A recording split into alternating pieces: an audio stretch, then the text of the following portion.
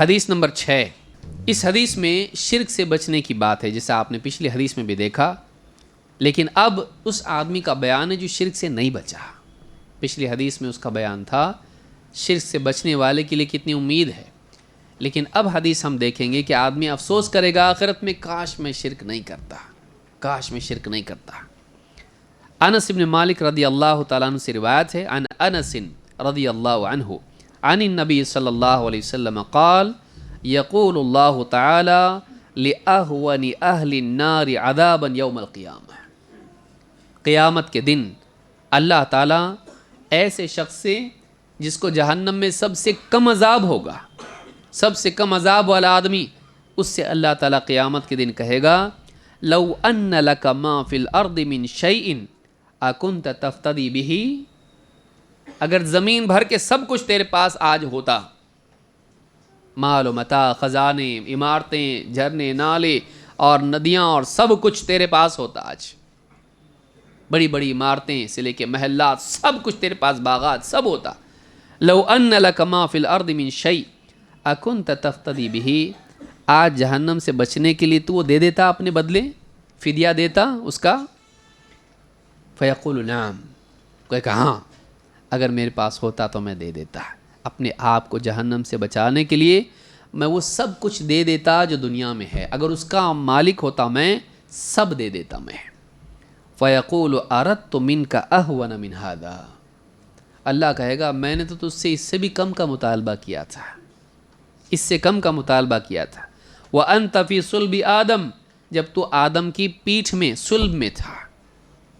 جب اللہ نے سب سے عہد لیا تھا الست بربکم، میں نے اس سے بھی کم کا مطالبہ کیا تھا، کیا؟ اللہ تشرک بی شیئا، بس تجھ سے میں نے جہنم سے تجھ کو بچانے کے لیے اتنا ہی مطالبہ کیا تھا کہ تو میرے ساتھ کسی کو شریک مت کر، اتنا دنیا بھر کے خزانہ دے، تو اس سے مطالبہ نہیں تھا۔ آج تو اس کے لیے تیار ہے کہ اپنے آپ کو جہنم سے بچانے کے لیے ساری دنیا کے ساری نعمتیں، سارے خزانے تو دے سکتا ہے،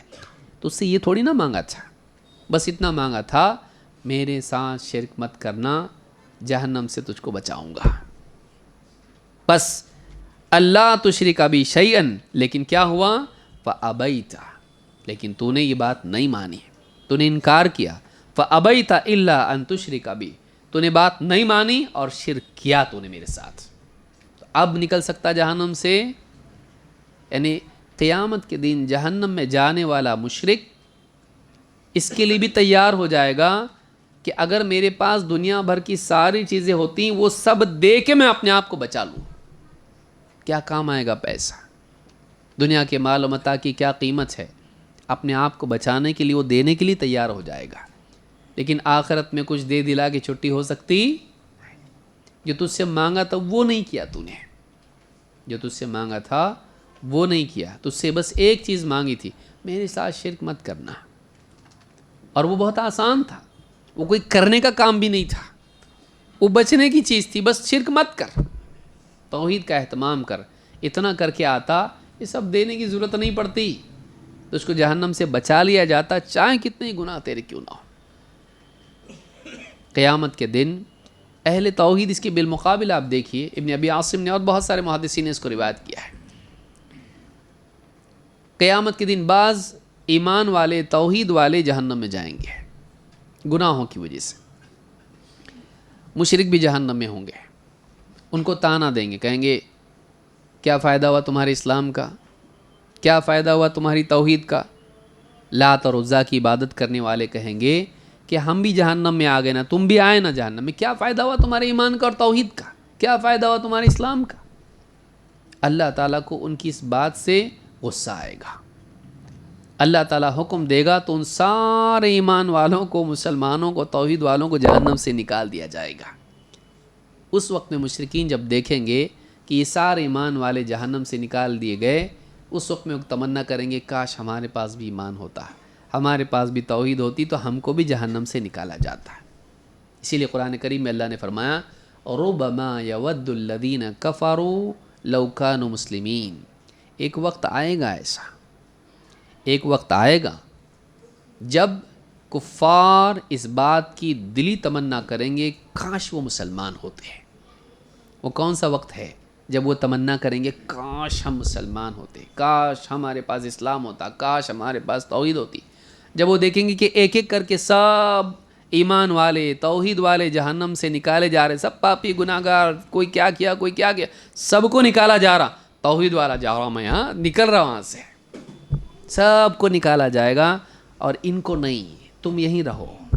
تم کو نہیں، کبھی نہیں نکالا جائے گا جہنم سے تم کو. اس وقت میں ان کو حسرت ہوگی کہ کاش ہمارے پاس توحید ہوتی ہے. تو یہ ایمان، اس کی حفاظت کرنا بہت ضروری ہے. ہم بہت فتنوں کے دور میں ہیں، اپنی جیب سے زیادہ اپنے دل کی حفاظت ضروری ہے.